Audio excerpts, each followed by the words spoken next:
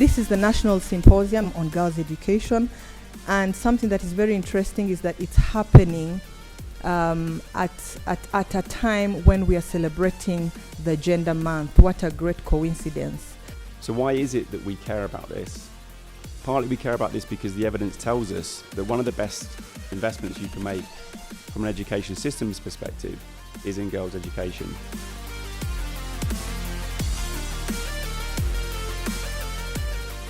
Honourable Minister, distinguished guests, thank you very much for this opportunity to address this symposium.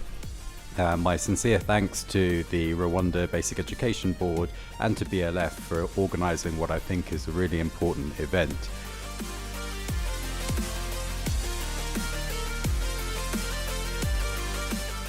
But I think as Rwanda takes over the chair in office for the next 2 years from that point, it's another opportunity for Rwanda to be leading the way and driving the agenda to help progress girls' education and education more broadly across the Commonwealth and around the world.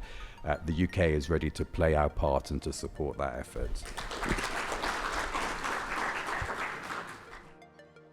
I am happy to be with you this morning as we participate in this National Symposium on Girls' Education, and as we discuss and find solutions to issues affecting girls' education in Rwanda.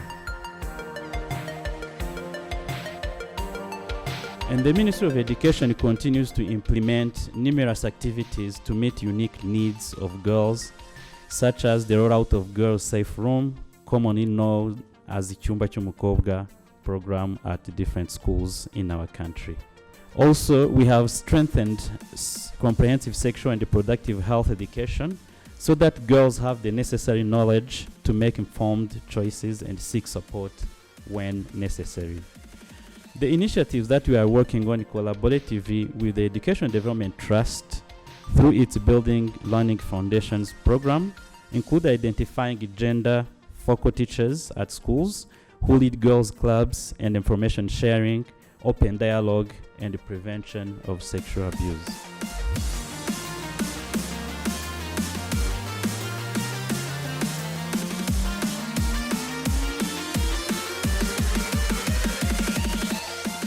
And as I just mentioned, when looking at completion of primary school levels, there are different countries in the region that report into different indicators. So, for example, Somalia reports the UIS indicator, which collects feedback from household surveys.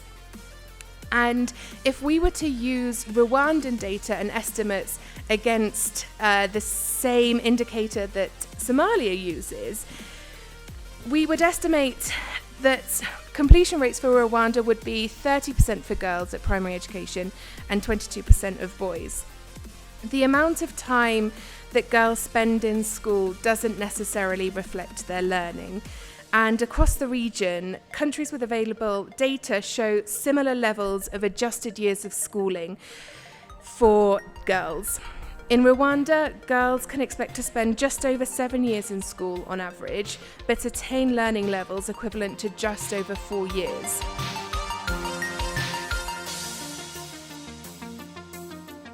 This last finding is really critical.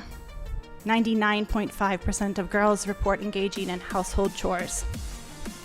51% do so before school, 91% do after school, and 43% of girls report engaging in household chores both before and after school. You can imagine the drain on girls' times this has and the limited time they have to invest in their studies.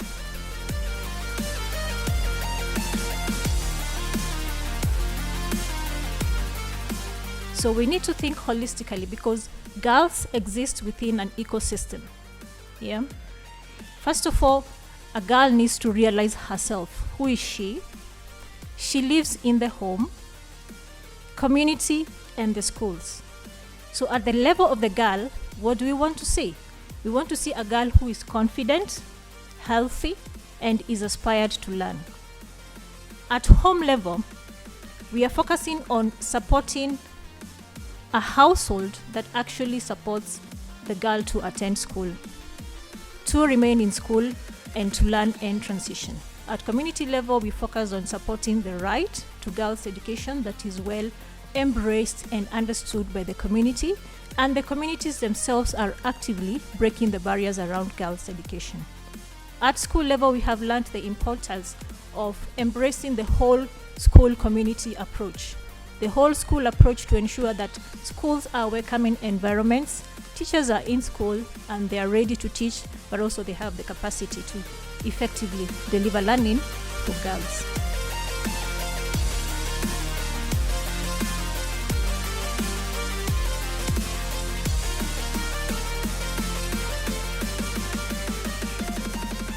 Young women who had dropped out after delivering, they went through challenges, but they worked it through and went back to school, and they are doing quite well.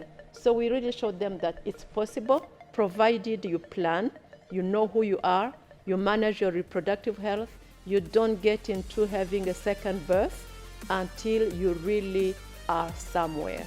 The biggest challenge that we have seen is that this girl may want to go back to school. The parent may be ready to remain with the baby, may be ready to remain with the baby, but the stigma around this girl going back to school is very hard. Once these girls and boys are settled at school, it's also a trigger to actually reduce dropout.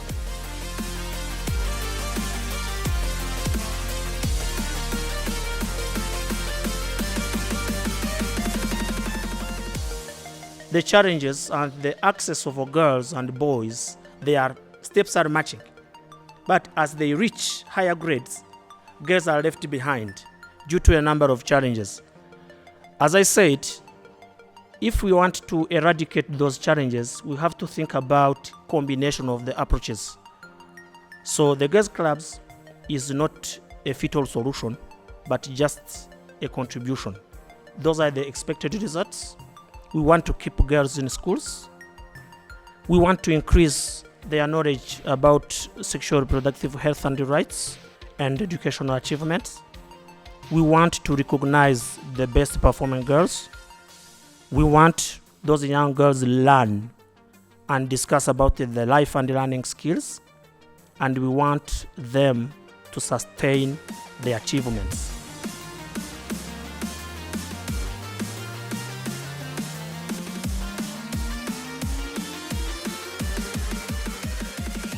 We're going to be hearing from the Rwanda Association of Women in Science and Engineering, the African Institute of Mathematics, and Dr. Marie-Christine Gasingirwa, who are going to be tackling the theme of promoting girls in STEM. And a girl who comes up with mathematics, that is a tomboy, not a girl.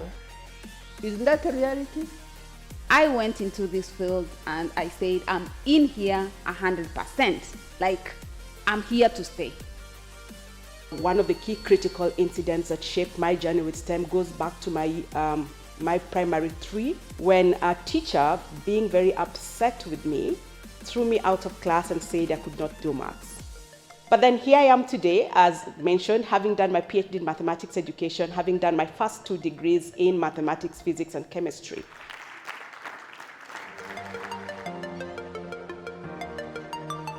In terms of access to school, we want to see 40 million more girls in primary and secondary school in low and lower middle income countries by 2026. And in terms of quality, we want to see 20 million more girls able to read in low and lower middle income countries by the age of 10 in 2026.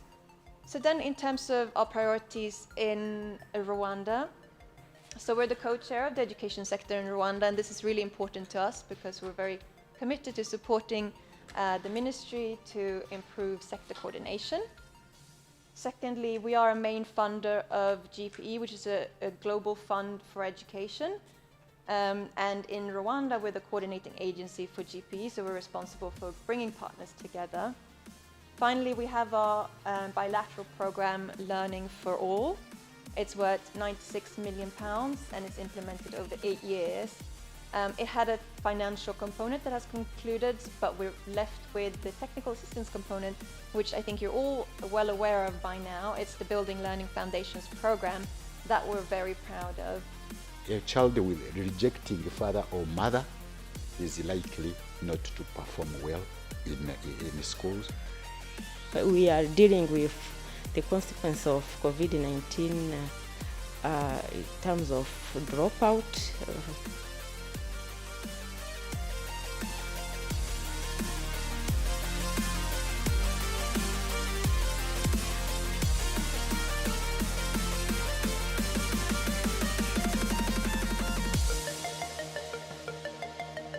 So as the Rwanda Basic Education Board, we are working in close collaboration with various stakeholders, including the hosts of this event, Building a Learning Foundation, to create safe spaces for girls in our schools to be able to actively participate in their learning and increase their confidence to become the best they can be.